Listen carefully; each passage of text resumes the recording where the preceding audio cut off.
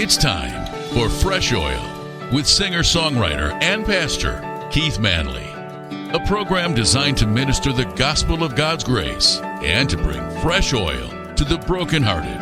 And now, with today's program, Pastor Keith Manley. Welcome to Fresh Oil. I'm so glad you joined me for the program. This week we are wrapping up our series on the Psalms of Ascent. And I have to tell you, this has been one of my favorite series we have done in a long time. I have loved every minute of this journey with you. We started in Psalm 120 with a pilgrim in distress, surrounded by people who were for war while he was for peace. And he had no resolution at the end of that psalm, just a man still on the road, still singing, still heading toward Jerusalem, even though everything around him was hard. And then in Psalm 121, we found our never-sleeping watchman, the maker of heaven and earth, who watches over our coming and going, both now and forevermore. In Psalm 122, we stood in the gates of Jerusalem with gladness, and David called us back to the joy of the house of God. And last time, in Psalm 127, Solomon stopped us in our tracks and said, "Unless the Lord builds the house, they labor in vain who build it." What a word that was. And today we come to the final program in this series, Psalm 130. And I want to prepare you before we even read the first verse, because this psalm is going to take us somewhere that the others did not go. It is going to take us down before it takes us up. It is going to go to a place that is dark and heavy and hard to put into words. But I believe that for some of you listening today, this is the psalm you have been waiting for your whole life, because somebody finally said out loud what you have been feeling on the inside and could not find the language for. Here is verse 1. Out of the depths I cry to you, Lord. Out of the depths, that is where this psalm begins. Not on the mountaintop, not in a season of sunshine and breakthrough and everything going the way you hoped. Not in the gates of Jerusalem with gladness rising in your chest. In the depths, the bottom, the place where the water is over your head and your feet are not touching the ground anymore, and you are looking up from below and you can barely make out the surface. And what does the psalmist do from that place? He cries. Verse 1, out of the depths I cry to you, Lord. Verse 2, Lord, hear my voice. Let your ears be attentive to my cry for mercy. Hear my voice. Let your ears be attentive. He says it twice, and I want you to hear what that repetition is telling you about where he is. He is not writing from a settled, peaceful place of theological confidence. He is desperate. He is urgent. He is not entirely sure his voice is reaching anywhere at all. And so he says it again, Lord, hear me. Are you listening? I am down here. I need you to hear me, please. He is still directing everything he has upward toward God from the lowest place he has ever been. That is faith. It is not polished faith.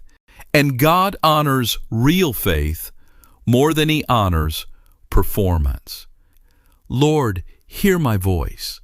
Let your ears be attentive to my cry for mercy. God is not put off by that prayer. He hears it. He is drawn to it. The cry from the depths reaches him just as surely as the most beautifully constructed prayer ever prayed from any pulpit, anywhere. Verse 3 now takes a turn that surprises people when they first encounter it. The psalmist shifts from his own distress and suddenly starts talking about sin. Verse 3, "If you, Lord, kept a record of sins, Lord, who could stand?" Now, why does he go there? Why does a man who is crying from the depths suddenly pivot to guilt and sin? Because whatever has brought him to this place, whatever the circumstances are on the outside, there is something happening on the inside that involves his own failure, his own wrong choices, his own sin. And I think what is happening here is that in the depths, the weight of guilt becomes almost unbearable. Because the enemy of your soul is not going to miss an opportunity like that.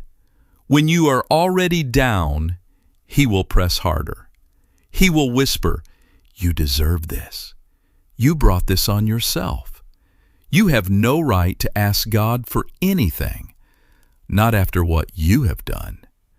And the psalmist looks that accusation directly in the face, and he does not argue with it exactly. He just asks a question. If you kept a record, Lord, if every sin were written down and counted against us, who could stand? And the answer is obvious. Nobody. Not the most righteous person who ever lived. Not the most faithful believer. Not the most seasoned saint. If God were keeping a ledger, and the ledger were the basis of our standing before Him, every single one of us would be in the depths permanently with absolutely no way up. But then, and this is one of the great pivots in all of Scripture, verse 4, "But with you there is forgiveness, so that we can, with reverence, serve you." With you, in your very nature, at the absolute core of who you are, there is forgiveness. It does not have to be coaxed out of God. It does not have to be argued for or deserved or worked toward. It is already there with Him, available, real. And I really love the reason the psalmist gives for that forgiveness, so that we can, with reverence, serve you. Forgiveness is not the destination. It is the doorway back to the relationship. God forgives so that the walking can continue. The forgiveness of God is always purposeful. It is always aimed at restoration. He is not interested in simply clearing the record and leaving you at the bottom. He clears the record so He can lift you back up and put your feet on the road again. If you are in the depths today and the weight of your own failure is part of what has you down there, I need you to hear this. With Him, there is forgiveness. It is not waiting for you to earn your way back to the surface first. With Him, right now, in this moment, wherever you are, and whatever you have done, there is forgiveness. Take it. Stop arguing with it. Stop telling yourself you have to be better before you can receive it. It is there. It has always been there. Take it and let it lift you. Now, verses 5 and 6, and I want to read these slowly because they are some of the most honest and beautiful verses in the entire Old Testament. Verse 5, "I wait for the Lord. My whole being waits, and in His word I put my hope." Verse 6, I wait for the Lord more than watchmen wait for the morning. He says it twice. The phrase is repeated. And in Hebrew poetry, that kind of repetition is not an accident. It is emphasis. It is the psalmist saying, I want you to really hear this. I want you to feel how much I am waiting. And the image he chooses is so perfectly human and so vivid that it lands just as hard today as it did 3,000 years ago. The watchman on the city wall, standing in the dark through the long, cold night hours, straining his eyes toward the east, looking for the first gray line of dawn. That means the darkness is almost over.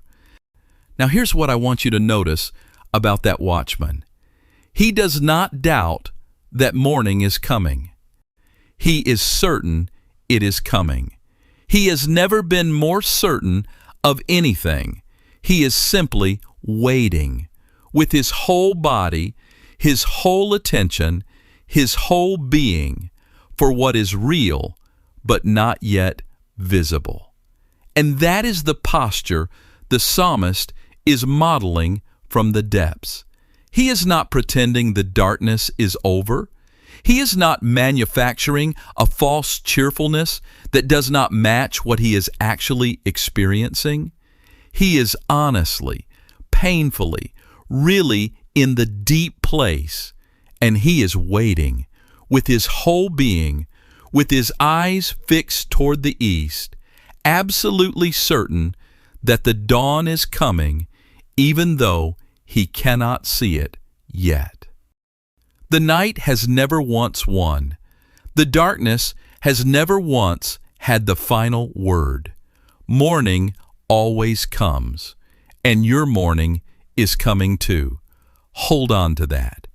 In your 3 a.m. hours, when the thoughts will not stop and the fear will not quit, hold on to that. The watchman does not leave his post just because the dawn is taking longer than he expected. He stays, he watches, he waits, and eventually, always, inevitably, certainly, the sky begins to change in the east. And then the psalm closes with something generous and pastoral that I think is just beautiful. Verses 7 and 8. This man has been in the depths. He has cried out. He has wrestled with the weight of his own guilt. He has waited through the long night with his eyes on the east. And now he turns to the community around him and says, "Let me tell you what I found down there. Let me tell you what I discovered in the place I never wanted to be." Verse 7, Israel, put your hope in the Lord. For with the Lord is unfailing love, and with him is full redemption. He himself will redeem Israel from all their sins. Unfailing love. The Hebrew word is hesed, and if you have been listening to Fresh Oil for any length of time, you have heard me talk about that word before, because it is one of the most important words in the entire Old Testament. Hesed is God's covenant love, the love that does not depend on how well you are performing, or how consistent you have been, or whether you deserve it on any given day. It is the love that was there before you fell into the depths and will be there when you come back up. It is the love that pursues you into the darkest places. It is unfailing. It does not run out. It does not give up. It does not eventually decide you are too much trouble. Thanks for joining us today for Fresh Oil with Pastor Keith Manley. Fresh Oil is an outreach of Grace Family Church in Rockford, Illinois, and can be heard each weekday at this same time. You can reach us online at weneedgod.com. Until next time, remember, God's love for you is unconditional, and He makes His mercies new every morning.